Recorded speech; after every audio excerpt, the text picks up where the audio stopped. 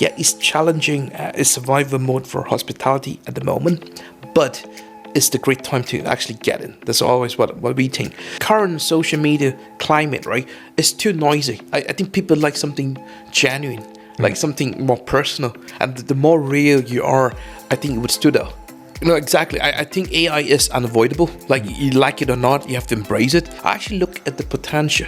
Like, I look at if the brand has a story, the brand has a DNA, and does the brand has any potential to scale.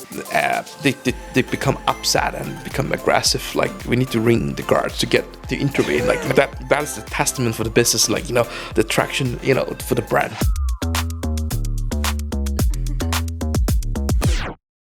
Welcome to this Flipdish Takeaways podcast. I'm joined by Kent Lim, a managing partner of Knightbridge Group and CEO of Chopped and Scrumdiddly. Kent, thank you so much for joining us. Really appreciate it. Thanks, Kian. Thanks for inviting me over. Not at all. Just getting through that, your little bio there, obviously an amazing kind of background and history of your career. Can you take us back to the start? How did you get into business? Where did it all start for you? Yeah, so I started my career with Deloitte. So I was going through a training contract. So I was trained under the audit and assurance division.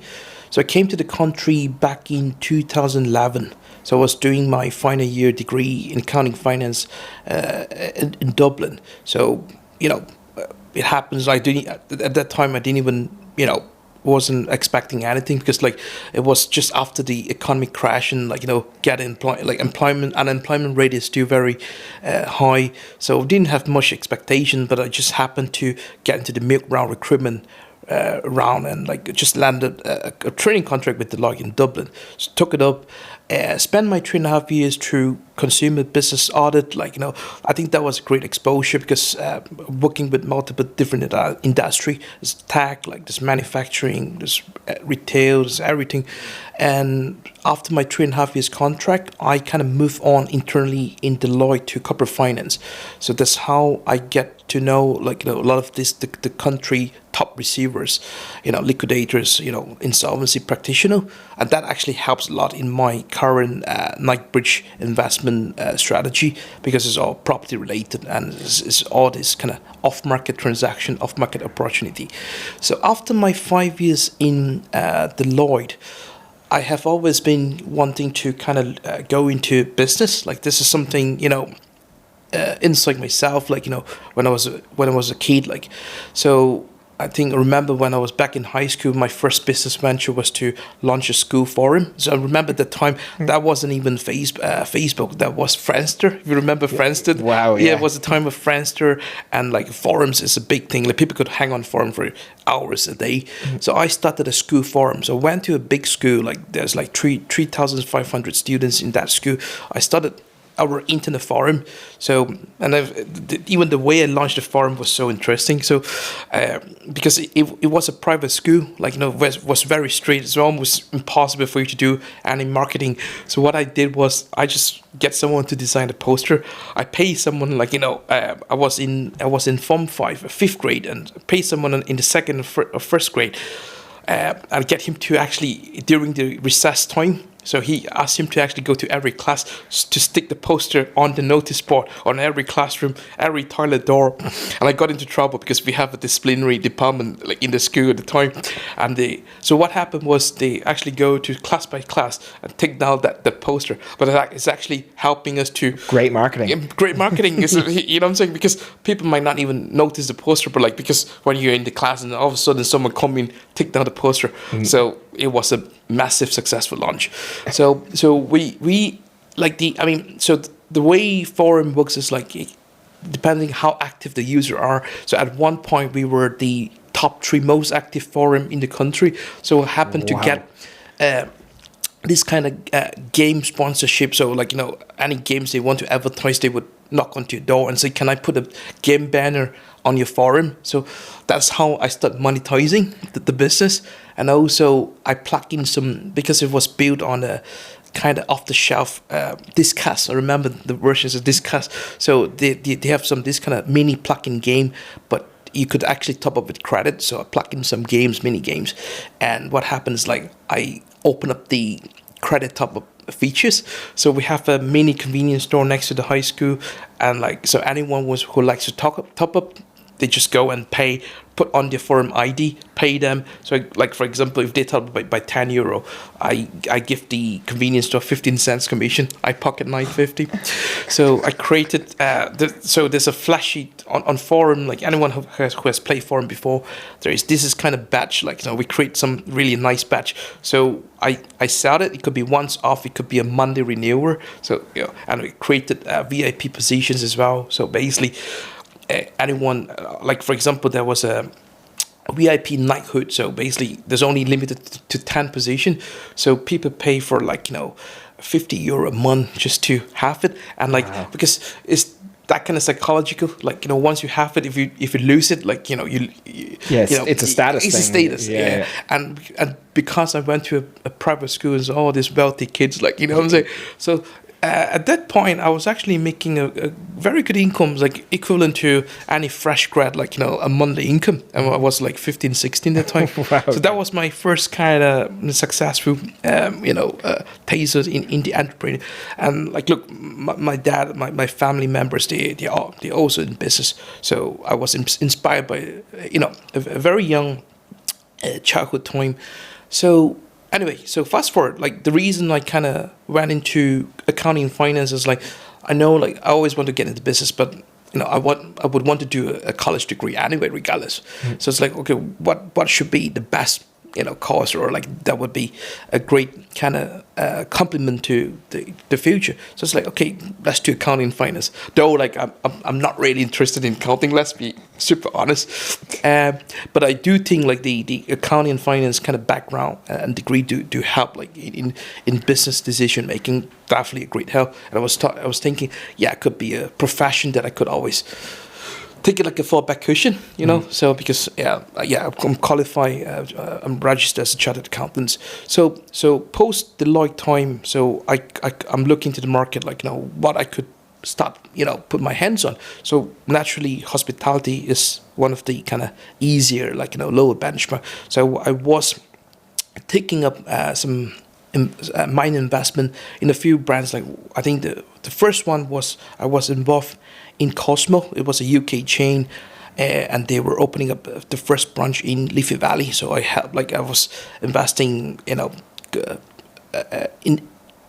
the expansion branch, and then I helped to set up the whole thing, like from recruitment, from site monitoring, like project management, finance setup, because the massive in the UK. Actually, they have like 25 locations in the UK.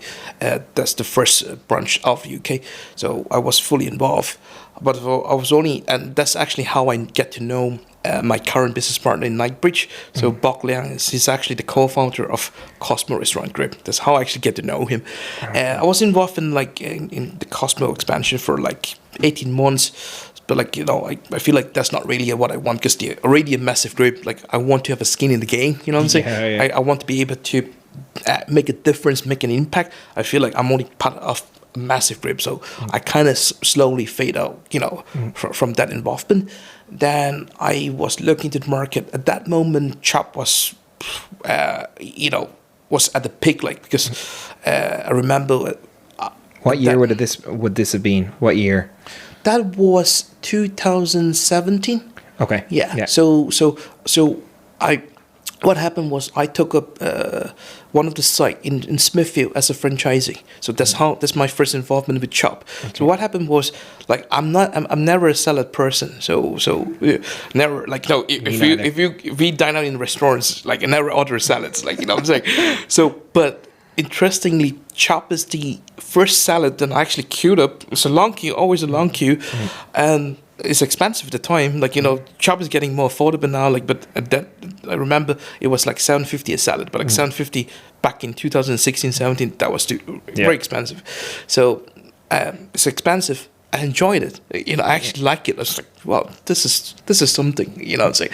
So without hesitation, like I took up a franchise in Smithfield. So I was a franchisee in Smithfield. I actually rolled up the sleeve. I was working behind the counter for 3 months, and just to fully understand the business, because it's something new for me. I enjoyed the process. So fast forward, like after 3 months, then I was approached by one of the co-founder at the time, Andy, because there was something happening in the finance team, like I think it was in the news, so there was a 6 figures financial fraud. The financial controller was it was all over the news, but like it took them like 5 years for the court process, for the legal process to really pin her down.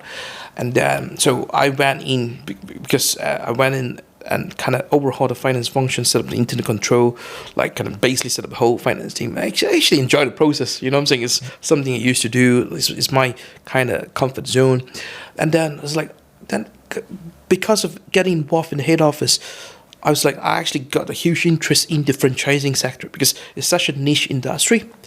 Like in the country, I would say, excluding those kind of international franchise chains, like indigenous franchise chains, like there's only 3 or 4, Irish group that's doing franchising, and it is a very niche experience because like there is a formula, there's a know-how, and like I feel like it's a great learning opportunity. So I took that kind of time to I get very involved, and then I moved up to the more kind of senior leadership team. I was kind of involved cross-function as well. So when COVID hits, so when COVID hits in 2019, it was like I think everyone lose hope and God knows what's gonna happen.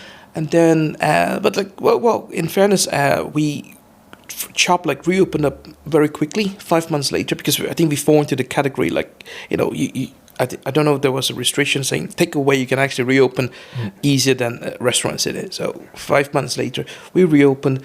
In fairness, at that time, there was a few major expansions as well, international expansion. We went into Amsterdam, Netherlands expansion. So it's all good. But of course, like the Ukraine war, the ongoing rising costs is just not helping. I'm saying. So I think in the industry, like every hospitality operator would echo me, it is a tough time. So what happened was the company kind of went into financial challenge back into 2023, 2024. So in June 2024, actually, before that, so I was in around between February, May 2023. So Bok Liang, so my current business partner. So we have been kind of meeting up, talking what potentially, what ventures can we go in.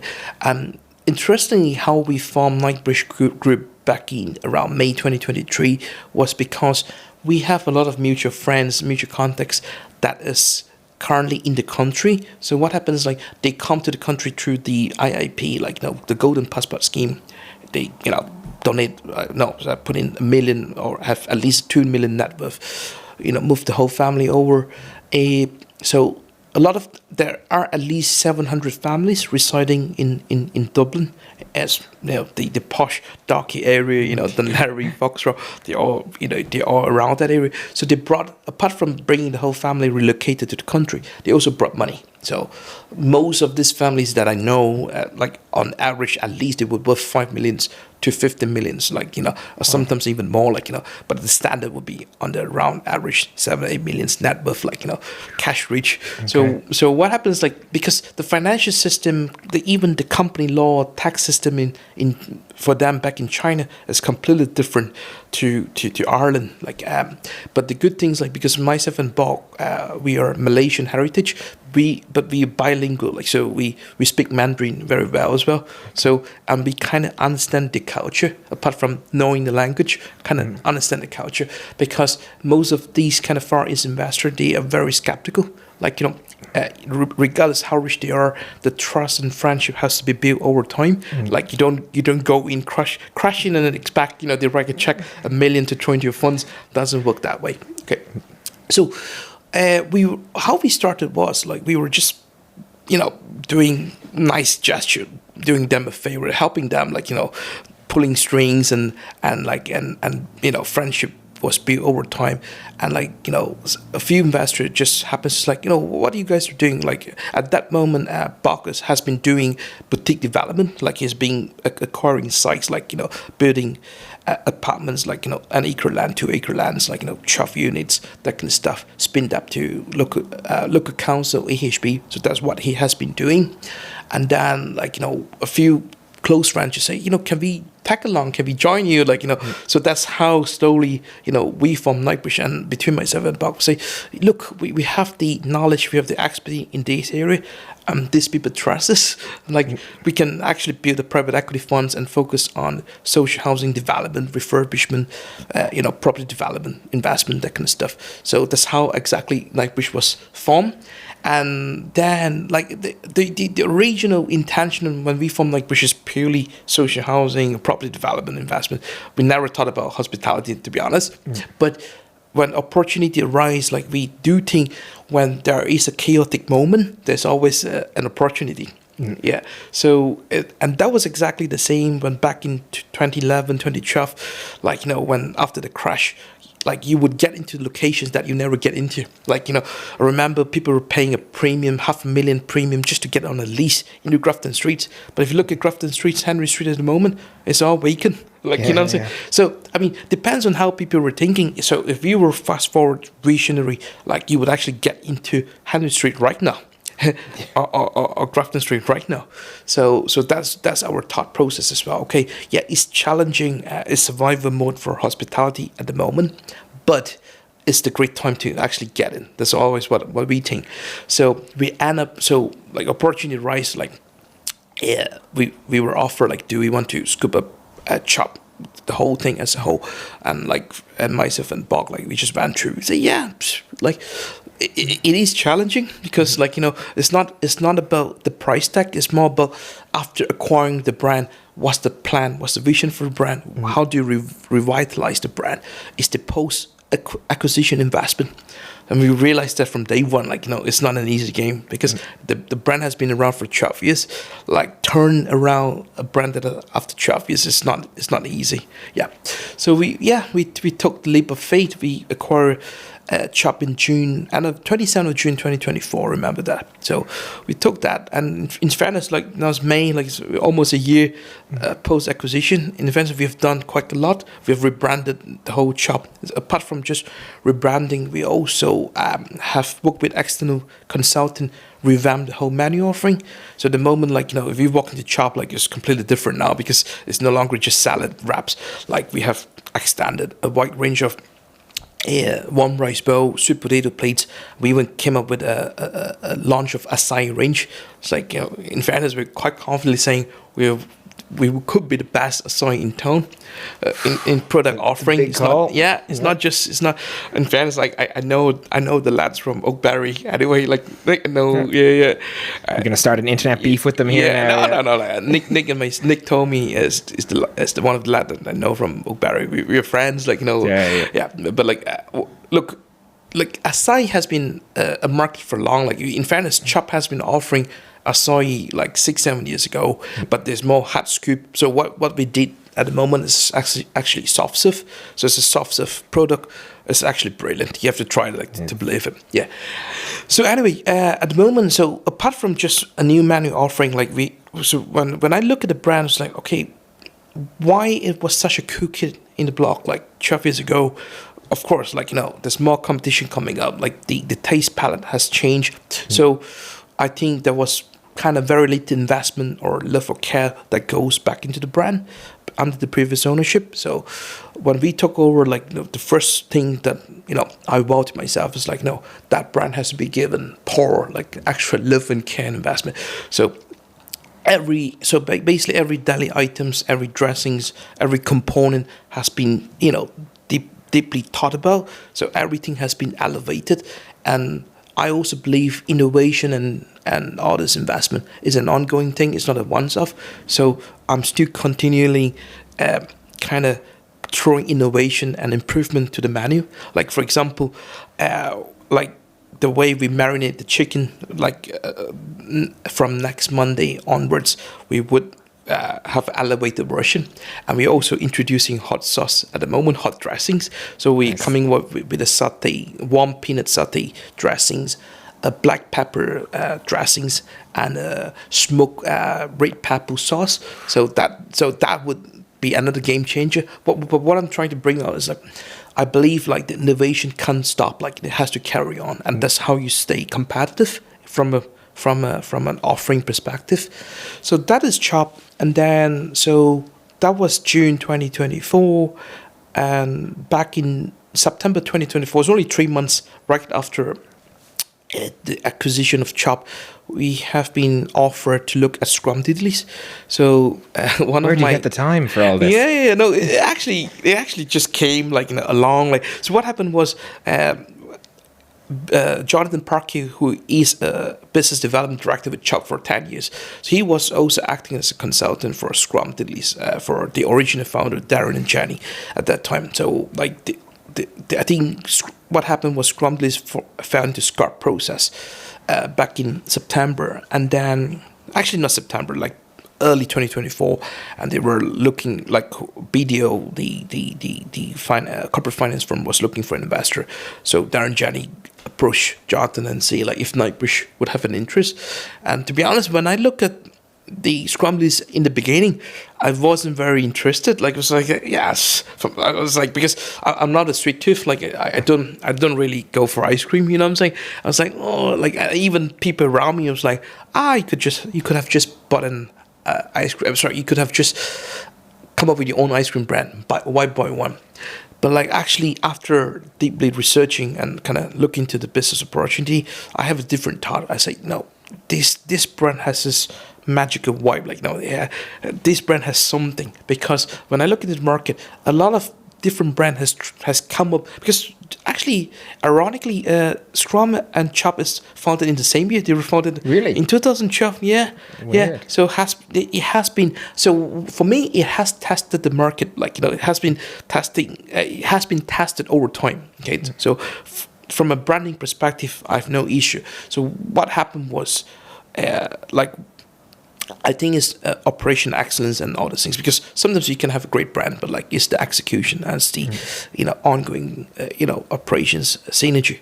So when I look at the brand, it's like, no, it has something, because when I look into the current market, there's a lot of brands try to imitate Scrumdiddly's, like, even by big groups, like, big operators, but it's the brand DNA, the brand story that you can actually copy. I think it's the same when Chop first came up. There's plenty of brands try to imitate and copy Chop, but like it's very difficult. It's because there's a story, right?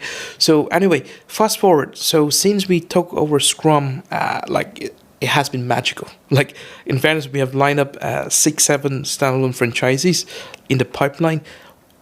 Because this is still on legal process, we are due to go into a significant tourist attraction site that I can actually you can't tell us. I can't tell, because it's still under legal process. But it is very interesting. So it is the second busiest tourist location, according to the data that I was told. Anyway, it would be a big PR story. Wow. When we kind of cracked that step. Well, let's hope that gets over the line. Yeah, exactly. And then we are also ping pong with a few big operator groups, because I always think like Scrumdiddly, it could be a very well plug and play secondary offering. It could be in a convenience store, it could be in a forecourt, it could be if you have a big sites, if you have a space, you could actually plug and play in, and it could be a footfall attraction. And just because the whole business model is like, when it's not busy, you just need the skeleton stuff, or you can cross train, your staff from, the same. From other brand under the same roof to look after it. So it's quite flexible in a way. Just to give you a very good example. So 3 weeks ago, we only put into Fairview. So we have a Chop site in Fairview, and we have a big enough store that we actually put a proper Scrumdiddly's counter into Chop, but with proper branding. So I give them both brand a differentiated identity, so it doesn't look like it's one brand is residing to another brand. It has its own proper branding. You can't believe on day one the business has already gone on track, and we're racking in additional 15 grand a week, like, you know. But surely those are two very different customer groups, right? Like someone looking for a salad, exactly, and then someone looking for something very sweet. Yeah, you see, but interestingly enough, like, I had the same thought, right? So I always thought like Scrumdiddly was a brand for children, for kids. But if you look at our Larry store, if you look at the queue, it's actually adults. It's me, young adults. It's like kids is only like 10 to 15% of the queue. So it's mine and my sister's favorite ice cream location. We drive 25 minutes to get there just to have, and we'll queue. Yeah, like I tell you what, the queue never. So just to talk about the Larry side, right? So in a good sunny day on a Saturday, Sunday, like the queue starts from 12 o'clock, never dies until 10 o'clock. So 10 hours, the queue never stops. And on average, on a good Saturday or Sunday, we would be serving 1,200 tickets, racking in like 8 grand a day, like, you know. It's wonderful. It's just brilliant. Yeah, it's just brilliant. And like, fun enough, like there was one Friday or Saturday, couldn't remember, because the customer has been queuing for 40 minutes and the shop has to close like at 10. They become upset and become aggressive. Like, we need to ring the guards to get to intervene. Like, you know, but like ice cream. For ice cream. But fun enough, like, you know, that is the testament for the business. Like, you know, the traction, you know, for the brand. Yeah. Well, if you wait that long in the middle of the night, for the ice cream, like, you know, you get really upset. Like, fun enough. So like for example, for Scrum alone, we're so confident. Like, you know, I think the future is just bright. Like, you know, so that's Scrumdiddly's back in September. So around right before Christmas, right before end of the year, we took on another brand. It's called the Rolling Stove. Okay. So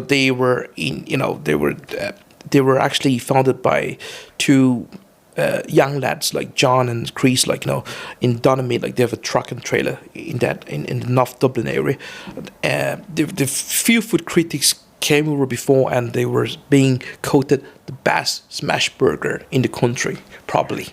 Probably. Yeah. But anyway, so I was offered to look into the brand and to acquire the brand as well. So, but like, apart from smash burger, like, you know, for myself, I always wanted to do a chicken sambo brand. So I was like, speak to John, because they're already doing chicken burger anyway, but it's just not the main push. So my plan for that brand is to actually make it a 50-50 offering, so the best smash burger in the country. And I'm so confident I can do the best chicken sambo or chicken burger, chicken offering, because I have my secret grandma recipe. Okay. Tell no one. Tell no one. Yeah. So anyway, so I have a huge interest in that category, because I always think burger, like beef, smashed beef and chicken category is massive, because easily any size, you know, if it's good, well-run size, you can do between 40-50 grand, you know, the turnover. It's huge. Yeah. So that progress has not been as quick as I imagined, but like, we have already lined up a few kind of bricks and mortar location for that brand, and like, you know, there's a big blueprint for that as well. And at the moment, again, like, I'm ready cross the bidding process, but I'm in the legal and due diligence stage. We are acquiring another brand as well. So the 4 locations, you know. I can't tell too much because there's too much chain, but like, again, like, that was a fantastic brand. That is a brand that I've been admiring. I've been a customer myself. They were even been featured in Netflix before, so it was a brilliant brand. Yeah. So big plans for that. Like, yeah. And what's your decision making process when you come to decide to invest in a company? Do you have to eat the food? Do you have to go there? Like, what are all the criteria that need to be boxes that need to be ticked for you to invest? Very good questions. I've been asked that many times. Like, if I'm being honest, I don't mind bad operations, because, like, you know, the worse operation it is, like, the lower the value is from a pure investment point, is better for me. So in my favor, I actually look at the potential. Like, you know, I look at if the brand has a story, the brand has a DNA, and does the brand has any potential to scale? Because if I'm being honest, like, anything that we touch at the moment, we have a focus to, okay, either it could be built to be for franchising or licensing, scalable in that way, and also, does it have a cool story to tell? You know what I'm saying? Does that brand has its own attractiveness. Is it marketable? Like, is it marketable? online? Exactly. Yeah. Do I feel cool? Do I feel cool to be associated with the brand? I think it's crucial.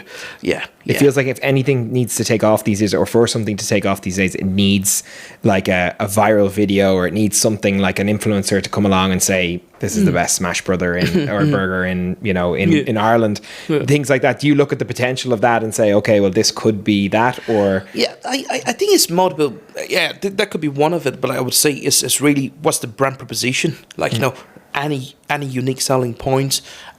I think the most important factor is still the story. Does the brand has a story? You know what I'm saying? So, for example, the Rolling Stuff has a great story. Like, it's John and Chris, like the big mad burger lover, and they were eating every place, and they even would rate every place. And I think during COVID, it just came out like, why not we have spent so much money on having people's burger? Why can't we just do our own burger? So they have a very cool story. And in fairness, I have really shown a big few simple operator and bring them on to try on site, and there's like, that burger was lovely. Like, so the product was right, have a great story, great potential to market, and great potential to go viral.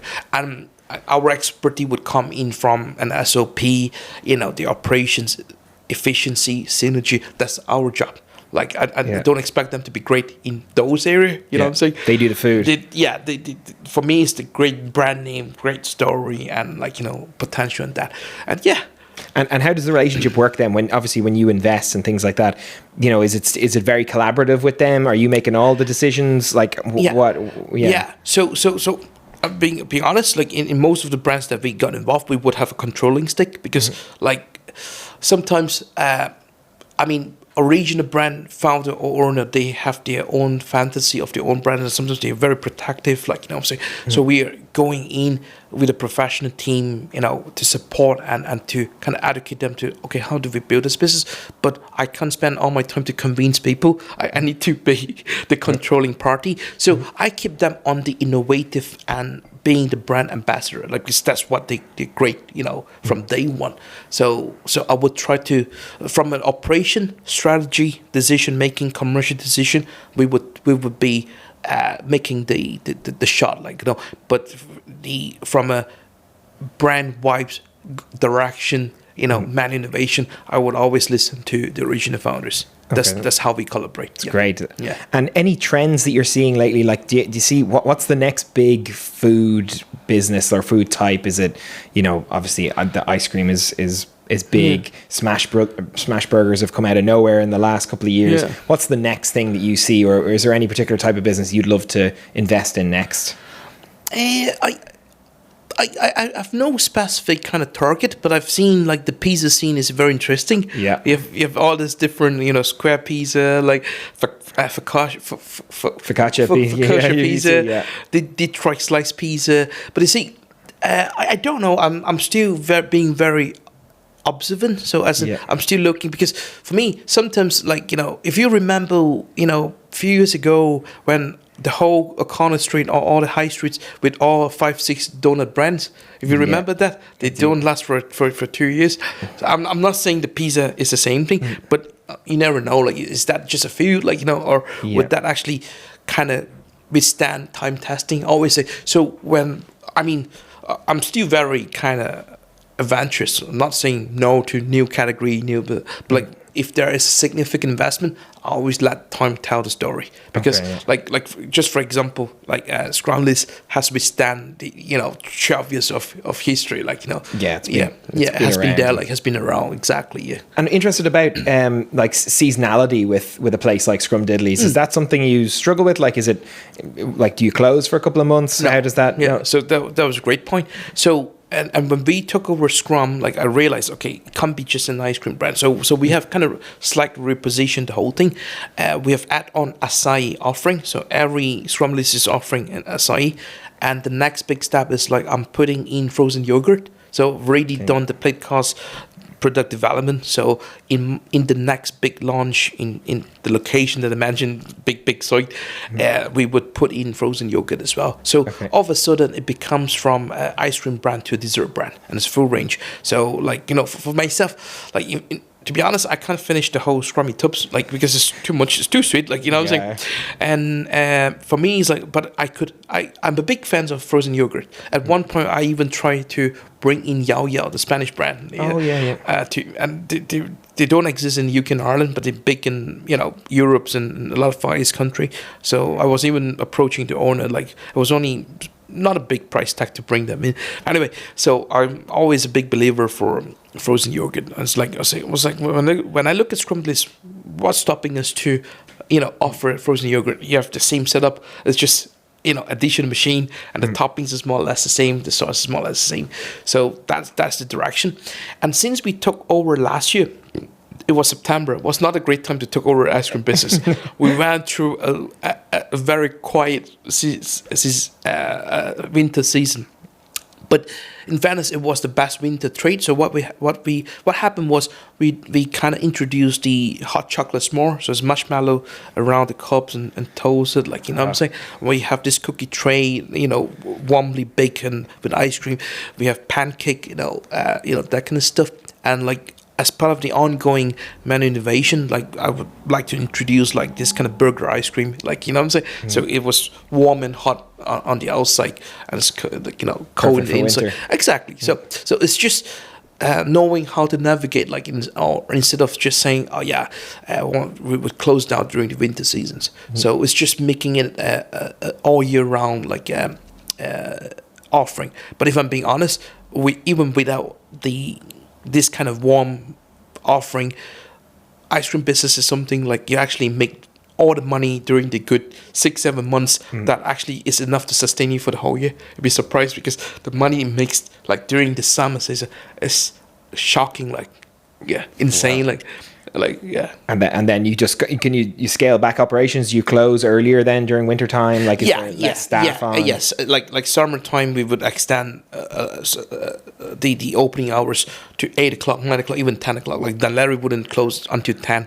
Like, at one point even half 10, because the sun is too bright. Like, you know what I'm saying. So yeah. You're lucky with Ireland's global positioning and all of that you have that sun till. So you're coming out of a restaurant maybe in Dunleary, you walk down and you get your. It's a brilliant idea. Yeah. So when it comes to scaling your businesses, most of them are franchisees you would be bringing in, right? Yeah. So let's take Scrum as an example. Like, we're still very interested to open company-owned stores. I've been approached by many property agents, like, you know, to go into, but I'm very selective. But for me, franchising is a game. Like, always look into franchising, but I'm more kind of leaned into having big operator groups, you know, instead of like having, but like, by saying that, I'm not saying no. In fairness, we have signed up 3-4 standalone franchisee. So yeah. And what's the criteria then for picking a franchisee? Like, so, is there? Yeah, so that is from kind of experience from Chop as well. It's being selective, not saying yes to every potential interested party. For example, like, so what happens, like, if anyone has an interest to take up a franchisee, they would contact us and we would kind of meet and grade. We would understand the background. I think for me, most importantly, you need to know they have experience in operating food business, and and then, like, you know, they're serious operators, like, you know, they care about the business, you know what I'm saying. Basically being selective, who is behind, you know, do they really care about the business, or this is only a fraction of the business, you know what I'm saying. Or even if it's a fraction of the business, do they have a team, like, to assist the owner to, you know, oversee the business, that kind of stuff. And then, like, I think one thing we learned is, like, not saying yes to every location. We need to really kind of have a heat map put up, like, you know, not cannibalizing, you know, different locations. And we try to kind of take on more significant locations ourselves as company-owned stores, because we deeply believe in the brand ourselves. And I'm jokingly telling people, if I were to sell my own dad, you know, a franchising brand, I would say, yeah, no doubt, take on a Scrumdiddly. Yeah. So if you're looking at location, what's the criteria then of picking the right place to open a certain business? Is there certain places that would be suited more to a Scrumdiddly's versus obviously by 100%. The beach and things like that? Yeah. But yeah, what are you looking at there when it comes to 100%? Yeah, no, you're right. So basically, every brand has different kind of location criteria selection. Like, you wouldn't open up a Scrumdiddly's in Bagger Street. It wouldn't work, like, no matter how hard you try. You know what I'm saying? So Scrum, like, let's say, okay, for example, Chop would be more to, like, you know, business area, like, you know, like for example, Baker Street is one of the the great examples. Shopping centers, locations as well. That'd be great for Chop, for Scrum. Like you'd be looking at like coastal town. You'd be looking at like anything near a park near a school. Like for example. The location in Fairview is brilliant because we have a big Fairview Park just across the road. There's a few schools around, so even without going to the weekdays, without relying on the weekdays, we're constantly supported by the locals, the kids, school students around as well.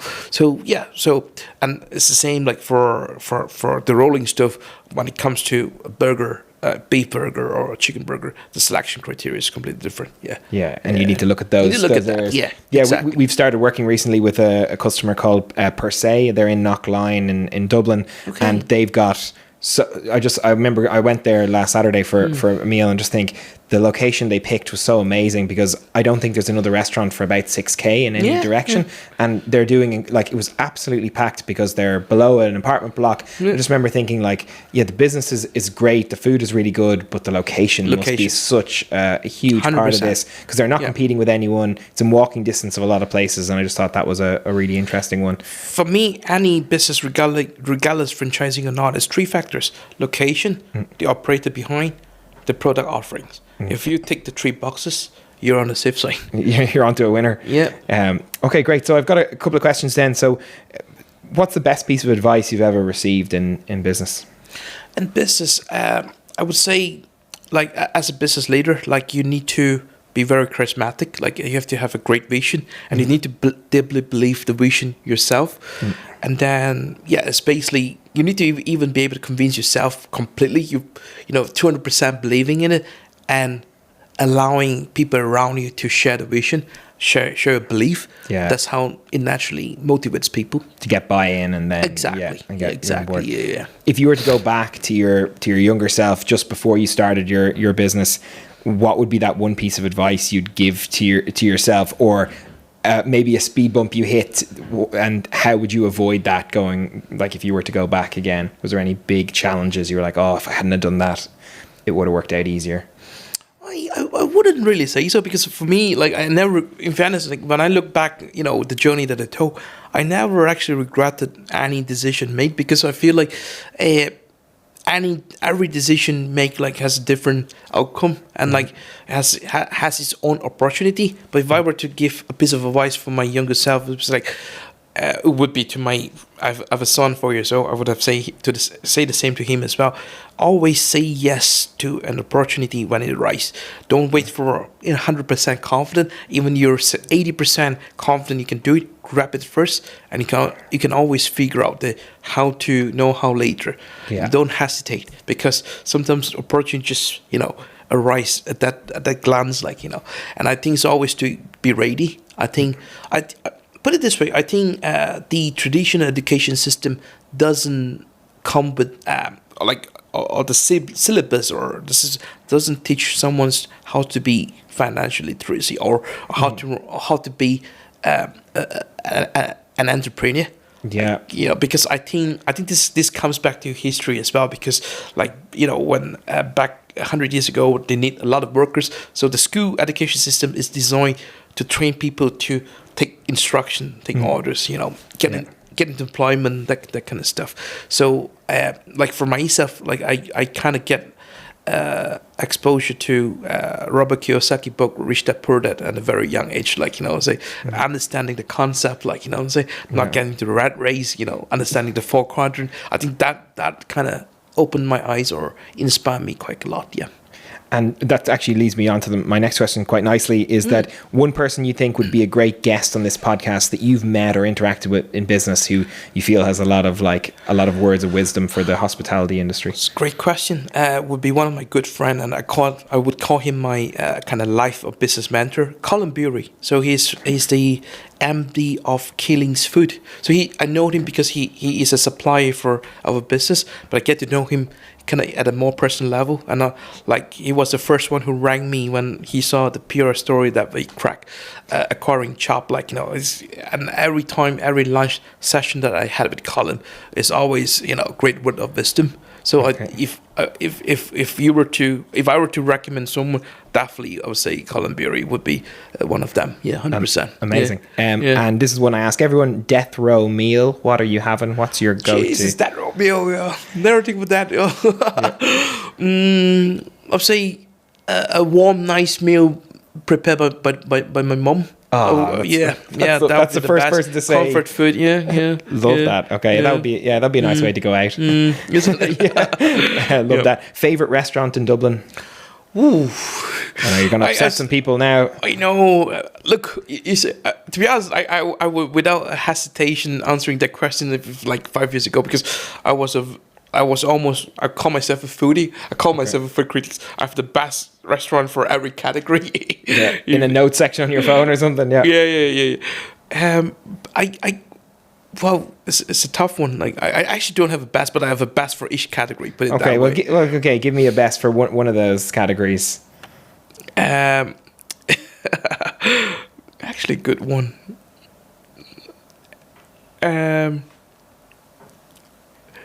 You were very worried about upsetting I know some friends in the industry. I don't want, like, just purely because, like, I know I sit on the board of REI and IFA. All my friends are restaurants. So, I skipped that questions. Okay. Skip that questions. Okay, Yeah. That's fine. What's the plan for the next 5 years in business? Okay, that's a good question. So, like, the big focus is still kind of running the Knightbridge group. So Knightbridge primarily still investment funds. So there's big plans, and we have actually big fresh funds coming in the next 2 quarters as well. So there's a big focus, social housing, that kind of stuff, and we're still open for any potential business for acquisition, or, like, you know what, it doesn't need to be acquisition. Like I constantly say this as well. If anyone is on the startup phase, have 1 or 2 locations, and is kind of find that, like, they have hit the ceilings to grow, like, in fairness, it's because starting a brand, having 1 or 2 locations is easy, but going beyond that or to scale further, you actually need different skill set, different understanding, you know what I'm saying, different connections as well.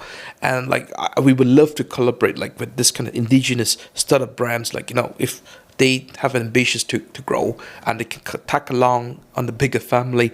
Doesn't need to be, for those brands, I don't need to be, taking a majority stake, but I would love to have the final decision making. It's not because I'm a control freak. It's like for efficiency. Like, you can understand, like, we're running multiple divisions, multiple portfolio.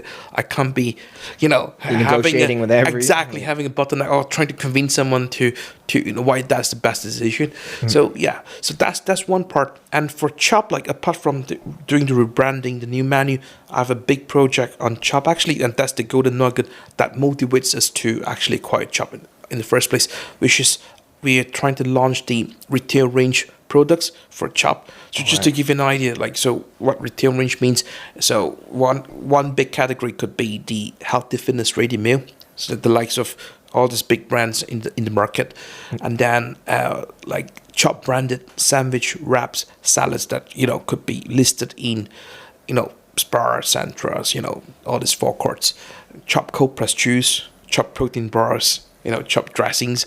But, like, dressings, those are a smaller category. But, like, the main 2 category that I'm eyeing on is actually the healthy fitness ready meal, and then that's the Chop branded sandwich wraps. Because if you walk into any convenience store, like, if you really want to get a good sandwich wraps, apart from the big operator brands, like, you're struggling to get something we really enjoy, what I'm saying. I do think there's a market gap. And then the healthy fitness ready meal, although there's a lot of competition already going on, but we do think we would be able to offer something slightly more premium to kind of match the gap. And is that something you saw? Obviously, the health food space seems to be really growing at the moment. It seems like the consumer is more educated now. Yes, I'll put it this way. The health food, the healthy eating or healthy lifestyle is forever growing and it's irreversible. Like, what I'm saying?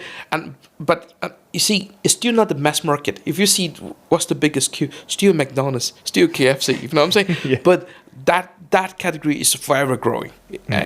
So exactly. So but the retail range is an exciting one. It's very difficult to start, but once you go on track, it's just like a snowball effect. Like, it would just, the business would grow on itself. Like, so the retail range project is the next kind of focus for myself. And is it just a concept at the moment, or is it? No, is it, the ball is I've rolling? already spoken to a few big players. Like big plans are in the background. You're not giving away any names here. No, we can't. Like just purely because, like the big players and NDA sign and all those things. Of course. But we set aside a big war chest just to launch the retail range, because that was the kind of vision from day one when we took Rich up, and kind of rebuilding the brand. Novelty is one of the steps to lead to these. Like, and I'm working relentlessly in the background on this retail range. Once we are ready to announce something, you'll see in the PR story. Okay, great. I look forward to that. Yeah. AI, it's kind of all over the place at the moment. 100%. Is it something that you use? You think it's important with the growth of a business? Would you recommend it? I tell you what, right? So I always say this to my friends.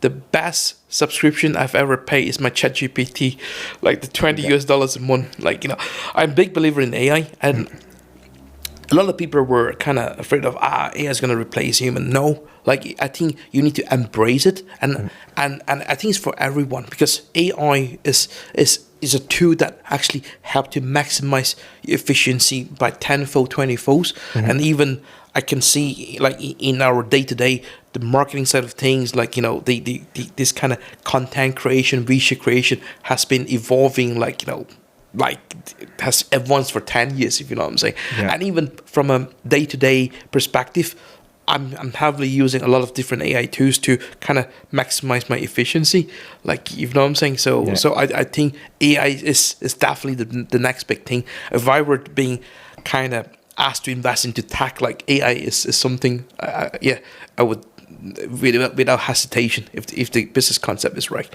Amazing. Yeah. Okay. Yeah. It's great to hear, because some people are a little bit hesitant of it. I know people pushing back, but I feel like it's one of those things that's here to stay. And if you don't get on board, you're going to get left behind, right? No, no, exactly. I think AI is unavoidable. Like, you like it or not, you have to embrace it. Yeah. Like, and you could actually have seen people that have embraced it has been taking an advantage gap. Like, you know what I'm saying? Yeah. And I've seen this kind of the more artistic people, like, if you embrace it, like, you're taking a leap as well. Oh, absolutely. If you're thinking from put it this way, like, okay, so before AI kind of become a trend, when you were given a 50 pages contract, you spent 2 hours to go through one by one. I just throw into my ChatGPT, ask exactly the question I need to know. Yeah. Like, you know what I'm saying? But by saying that, you're not going to replace your solicitors anyway.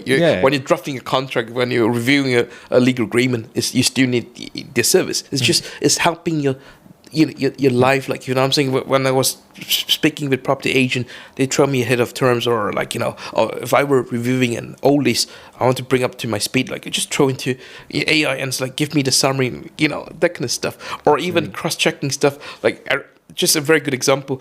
I was being asked to sign off on the new menu.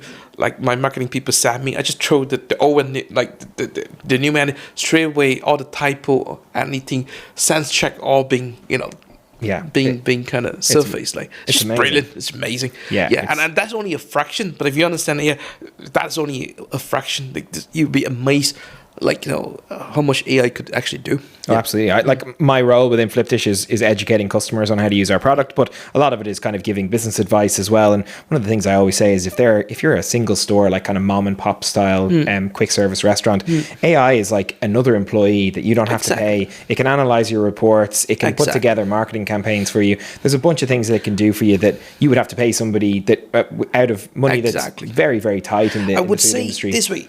On a personal level, if you know how to use AI well, it's basically you have a 2 PA, a 2 high-level EA working for yourself. Yeah. And, like, like 4 or 5 years ago, you still need a PA to kind of take minutes of meeting. Like, now, like, you just send an AI into meetings, they summarize the whole thing, and they would have learning capability. They understand your accent, they understand what was the previous meeting, like, you know what I'm saying? Yeah. So it's just a complete different world. Yeah. So if I were to say, if there's a error kind of split, like, so remember when iPhone 4 or iPhone was, that was the era that, like, defined the cutoff point. I would say at the moment, the next 1 or 2 years, AI is the cutoff point. Yeah, Like, it's a new era, completely new era. Changes everything. Changes, game changer. Yeah. Yeah. It's very interesting. What would be a piece of advice you would give to, let's say, obviously a lot of people that we would listen to this are kind of small businesses. They're trying to get off the ground. What do you think is most important for them to kind of maximize profitability or make sure that the business actually survives? Because obviously we see a lot of businesses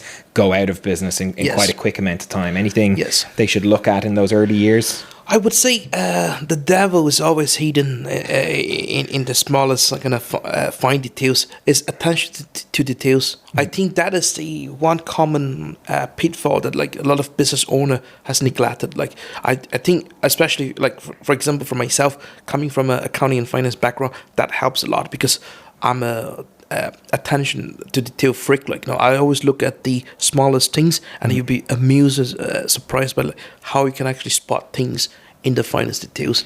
And I always believe in the margin of improvement as well. So, like, you don't aim for overnight change, overnight improvement. I always say this is a concept called Kaizen. So Kaizen concept, what does that mean? Is actually margin improvement. Like if you perceive margin improvement over 100 days, even by 1% a day, that's 100% improvement. Yeah. Love that. And when you're saying those details, are those things like inventory management, making sure you're using the right amounts of, and staying on top of that? Like staying on top of your label, your even like for example, I would give out to the team is like, okay, why is that a delivery fees charge on the supply?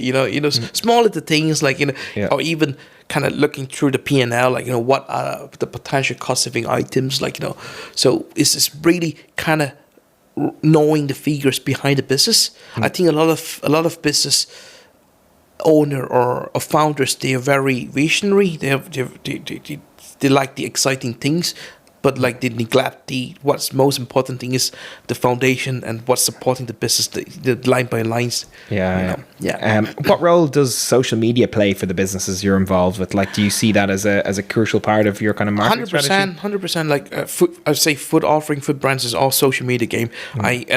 Since we took over the 2-3 brands, we've invested heavily on behind social media. And if you notice, like for example, Chop, like I would say I would probably confidently say we have at the moment we have the best social media strategy or quality in the last 13 years. So invested heavily, and that's the game changer. I believe so. And do you have a team doing that for you, or is it people in store? Like how is the I have a proper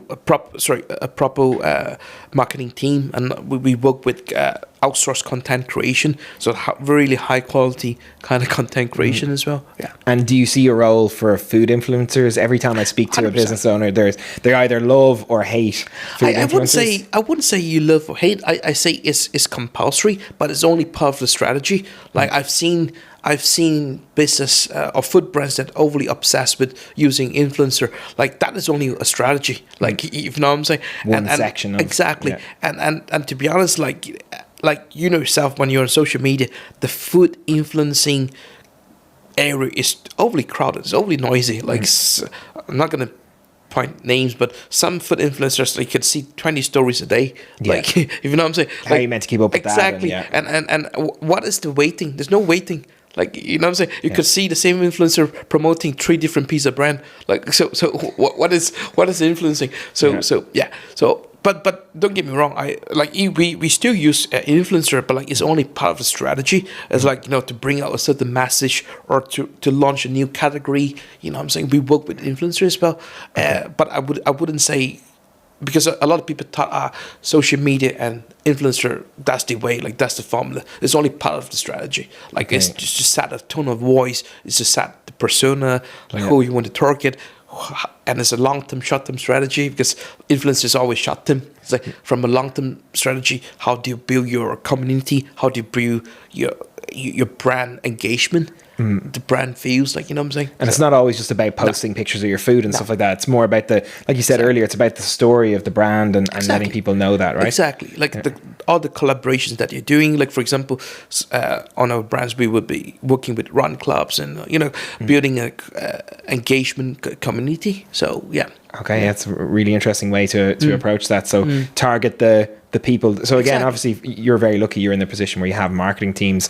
A lot of the people that we work with on a regular basis, it is, you know, there's 3 or 4 staff, they do everything themselves. I see every food brand or every business has different stages, because like those food brands that you mentioned might have 1 or 2 locations, but that's the way, because that's okay. How like for example, when we look at rolling stuff, John is always putting his phone up on his face, like, you know, it works. Yeah. You know what I'm saying? It creates the hype, does nothing wrong. You know what I'm saying? But it's just when the brand evolved to the next stage, then you put different structure, different strategy. Like I don't agree. Like, you know, if you're running 1 locations or food trucks, you need a marketing team. You need all this strategy. It might not even work. Like, you know what I'm saying? Because how can you build a community around the brand when you only one location? Yeah. Like, it's different strategy. There's nothing right or wrong. I think sometimes I've seen, like, you know, this kind of food truck brand has actually been doing better than bigger brands, like, you know what I'm saying, because they're more bought, like they there's no restriction, there's no red tape. Yeah. This language that needs to be censored can still go on the social media, but it works. And that's what engages the community, right? Because they feel like this person is one of me, their me. I think under this, at the current social media climate, right, it's too noisy. I think people like something genuine, like something more personal. And the more real you are, I think it would stood out. If you know what I'm saying? Yeah. Like, people don't like to see this very corporate thing. Like, you know, sometimes it's just a very good example. One of our best performing Instagram reel was actually like a very simple teaser video that was shot by one of our marketing junior team member, and it's like 50,000 view versus to some of the reels that like is professionally done by external content creator. Like, you know, I spent a fortune, you know, to create. You know what I'm saying? Like, I think you'd be amused, like how things got viral. Like, you know, people like different, like people like things are genuine. Like, that looks real. Yeah, it's not always the big budget 4K, you know, Michael Bay explosions in the background. You need that. Like, you need that for official launch and all these things. But sometimes it's just that human element. Okay, so for one of my last questions for you is, any entrepreneur in the world that you would like to have dinner with, who would it be that you'd like to sit down and pick their brain for like an hour or 2? Robert Kiyosaki. Okay. Yeah, so, I would say I'm a big fan. Like, you know, as I say, like, I'm very inspired. Like, from I was like 7 or 8. Like, I would have read, you know, most of his books, like the whole range. Like, yeah. Cool. Okay, let's. That's a great one. And then finally, if a business was interested in, you know, your business and wanted to get in touch, how do they reach out to you? What's the best way to get in touch? Yeah, they can reach me on LinkedIn, or like drop me an email at kent@knightbridge.ie. Perfect. And that's right. All right. Well, Ken, thank you so much for coming on the podcast. Really appreciate it. Thank you, Ken. Really enjoyed the conversation. Thank you. Thank you.